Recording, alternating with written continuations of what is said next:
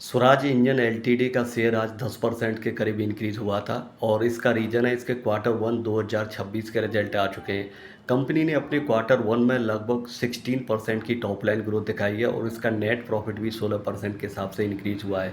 अगर मैं last year की बात करूं तो लास्ट ईयर इसकी सेल्स ग्रोथ लगभग 22% के करीब थी और नेट प्रॉफिट भी लगभग 20% के करीब था। अगर इसके फंडामेंटल्स की बात करूं तो 5600 करोड़ के करीब इसका मार्केट कैप है।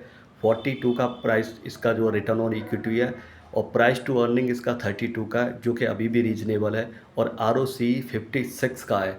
कंपनी के पास कोई भी डेट नहीं है। अगर इसके बिजनेस की बात करूं तो ये कंपनी डीजल के इंजन बनाती है जो कि स्वराज के डिवीज़न जितने भी ट्रैक्टर्स होते हैं उनमें यूज होते हैं और जो स्वराज डिवीज़न वाले जितने भी ट्रैक्टर हैं ये महिंद्रा ग्रुप के द्वारा ओन किए हुए हैं। तो इस कंपनी में मैंने अपनी पोजीशन 2023 में बनाई थी जब इसका शेयर 2011 रुपये की रेंज पे अवेलेबल था और तब से लेके अब तक 2 साल में इस कंपनी ने मुझे लगभग 128% का रिटर्न दिया है।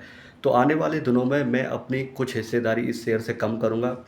हालांकि ये जो कंपनी है बहुत अच्छी है, फंडामेंटली बहुत अच्छी है और इसमें कोई प्रॉब्लम नहीं है, लेकिन यहाँ पे सबसे बड़ी प्रॉब्लम ये है वो ग्रोथ को लेके है, क्योंकि जो ग्रोथ है वो मॉडरेट रहने वाली है।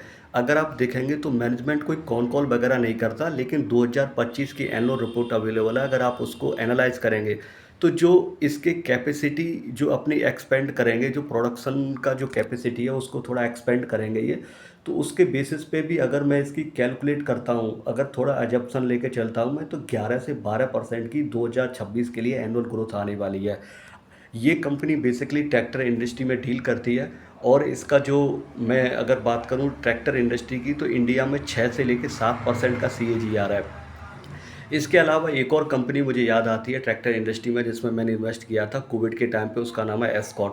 तो एस्कॉर्ट का शेयर उस समय पे 900 के करीब ट्रेड करता था।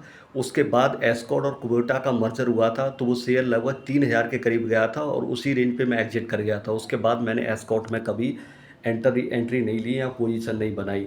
इसके अलावा दो और कंपनी है इस इंडस्ट्री में, एक VST है, दूसरा आपका इंडो फार्म है। तो इन दोनों कंपनी के जो ट्रैक्टर्स हैं वो फार्मर को ही पसंद नहीं आते, तो मैं वैसे ही इन कंपनियों से काफ़ी दूर रहता हूँ। तो ये एक वन ऑफ दी मैं कहूँगा फाइनेस्ट ऑर्गेनाइजेशन है जो फंडामेंटली काफ़ी स्ट्रॉन्ग है। आप इसका CFO अपन पैट 5 साल का देख लो, 0.91 के करीब है, यानी कंपनी कोई भी माल उधार में नहीं बेचती है। दूसरा आप इसका प्राइस टू कैश फ्लो देख लो, 32 के करीब है लास्ट 5 ईयर का। तो ये कंपनी फंडामेंटली बहुत ही स्ट्रॉन्ग कंपनी है। ऐसी कंपनियां बहुत कम होती हैं, बट जो ग्रोथ है इसकी आने वाले दिनों में वो थोड़ी मॉडरेट रहने वाली है।